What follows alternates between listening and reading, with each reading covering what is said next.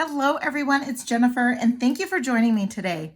I have just a quick, fast, easy bracelet planned out using one of the new Pantone strands from Jesse James Beads. This one is Orange Tiger. And you know what? Let me grab all the other ones because I just got them today. Okay, here are all of the incredible colors.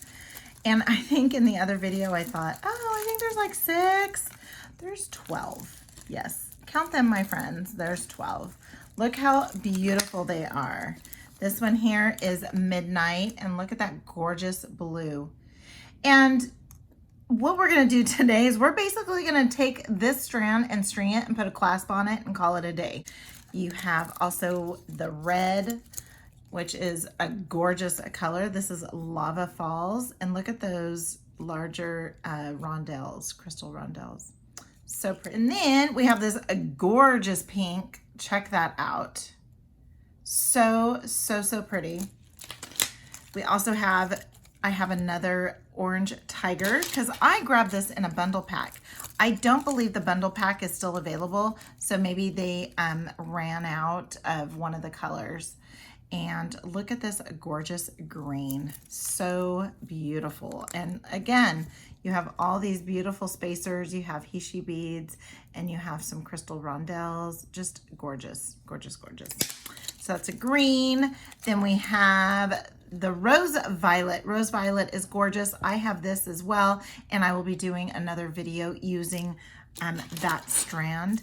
Then we come in with the we have caramel coffee. That's beautiful. And then we have a yellow tone. So beautiful. Look at all those gorgeous beads.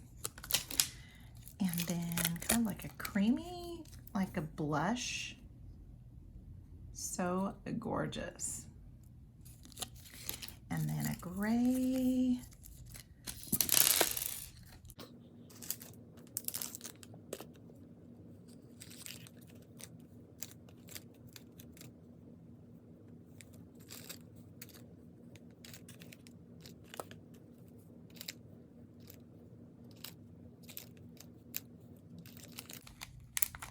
And I think I'm missing a few that went flying, so I will capture them again and bring them back home. Let's see, and then we have 2 more here. We have this gorgeous kind of an olive-ish tone. And then, so be very careful with these when you open them up. I'm just too, I guess I'm just a little anxious and a little excited about them, and I just popped that one off. So there we go. So we are going to use the tiger, the Orange Tiger. Also too, we're going to be using some crimpers, and it just slides down every once in a while, but we're going to use some of these crimpers here that have the 2 wells. You first form a taco and then you round it off in the end. I'm not the hugest fan of the crimp covers, but just kind of depending on how it looks. I use these Beadalon crimp tubes. I'm going to be using size 2, and they are so clean and do such a wonderful job when I use those crimps. And so I'm going to use the number 2. I'm going to use the number 2. Use the number 2 crimp tube. I'm going to be using some 19 strand Beadalon. And so I might go ahead and bring out back that clasp. I think that's what I'll do. I'll bring back the clasp. I think that's what it was right there. Nope, nope, nope, nope. It was that. I'm going to bring back the clasp and use that instead.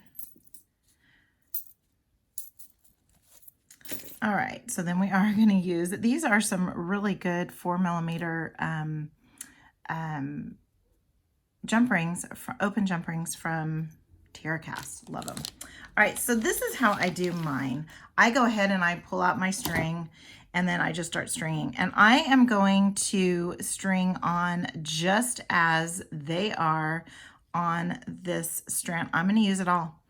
And again, like I said, I'm just gonna string it just as it is here because Jessie James Beads does such an amazing, incredible job, not only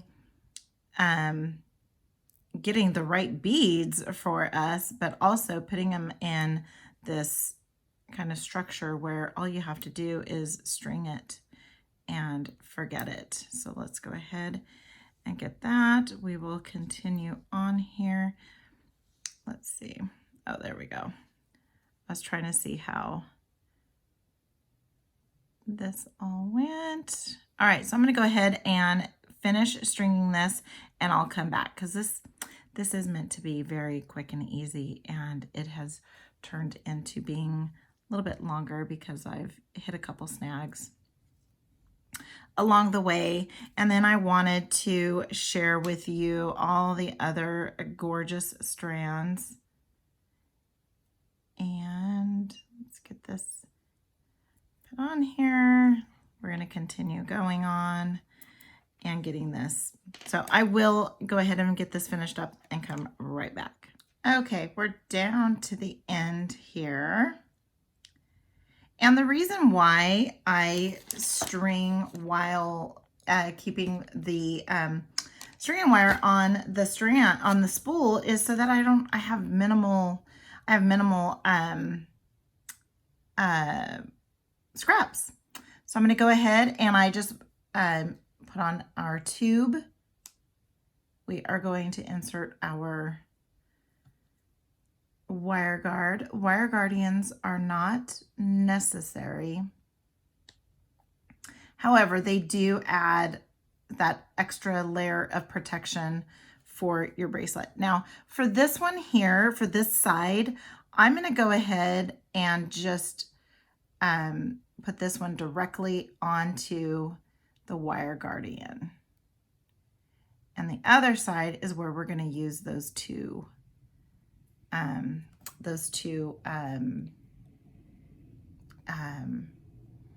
jump rings. That's what they are. Okay, so I just want to make sure that I'm not crossing and it doesn't look like I'm crossing. Then also too, what I like to do is I just like to come in and just close up that just a little bit. It's probably, I don't know if that's right or wrong or what, but then I just kind of separate it out just like this. Again, you don't want it crossing because what you're going to do is with that back notch, let's get this into the camera here. With that back notch, you're going to be forming the taco. And so what's going to happen is it's going to go right in between. So you want to make sure you have your, the tool in the last notch, and you want it covering up your crimp tube, and just give it a little squish. Give it a little squish and it separates that out. Then you're going to come in with your second squish and just give it a second squish. And then what that does is it flattens it out. And look how gorgeous. I mean, you don't need to even cap that or cover it. I'm not going to cover it at all. Then what I'm going to do is I'm only going to pass through one bead, just because when you pass through multiple beads, sometimes because this is a 19 strand, it will, I might not, there we go. Sometimes it is stiff on the end. And so you might not, and you don't even have to pass it through one bead. You can very easily just go ahead and snip that at the end. And I'm going to come in very close to that bead and give it a little snip. Then I'm going to bring up the rest of my beads. And now I know that I can go ahead and, okay, so I'm going to show you how much waste I have doing it this way. This is where most of the waste is because, let's get in camera. I'm going to cut probably just a couple inches down, just like that. Then I'm going to go ahead and use my crimp tube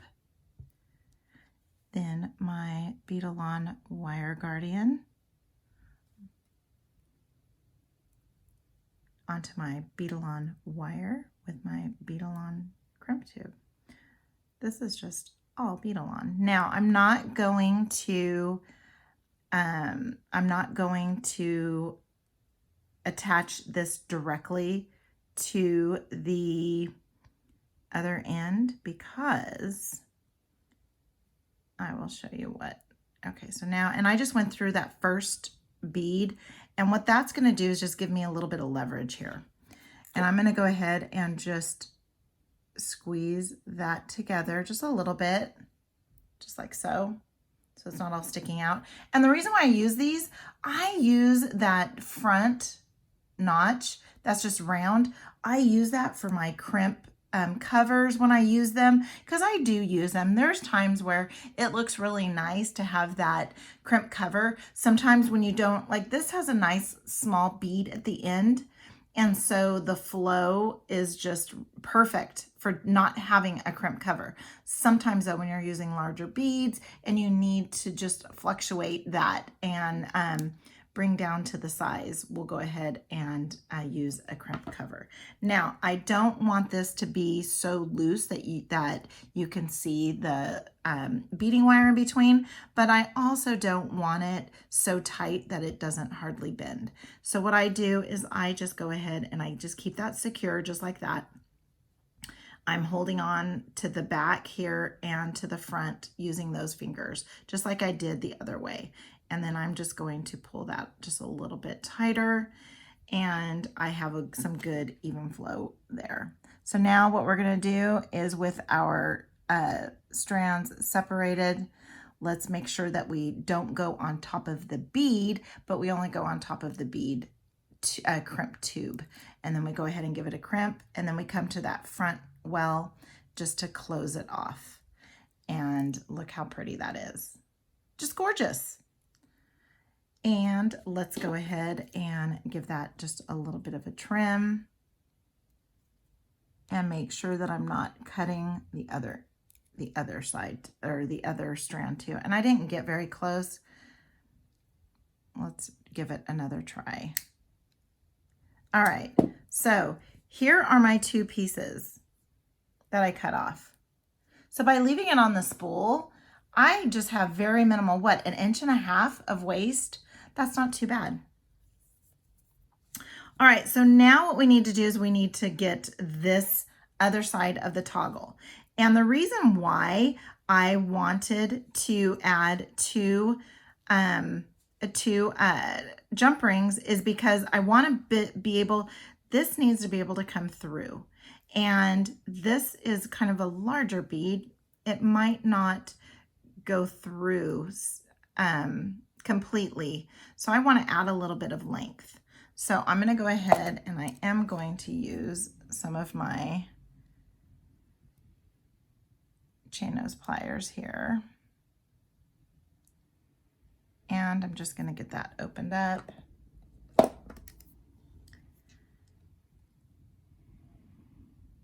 And this is a good way to add length because these strands are not, I mean, they're not short by any means, but for someone like me, I need a little bit of length. And I like to wear my bracelets just a little on the looser side.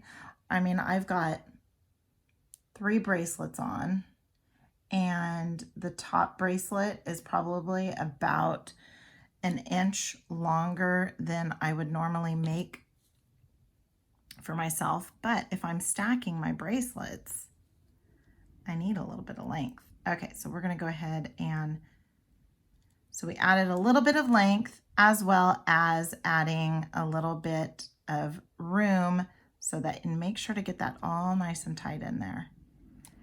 And I can't really see, but I'm going to do the fingernail test. That's good. All right, so now we can go ahead and close up our crimp tubes. This, I have a little stringing needle. All right, so now we have just a gorgeous little bracelet.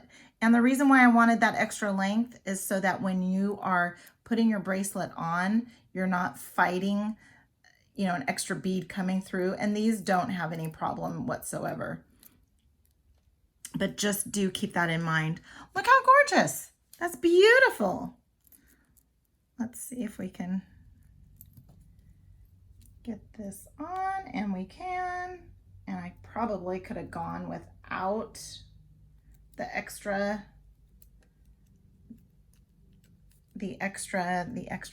jump rings, but look how easy it is for me to put that on there.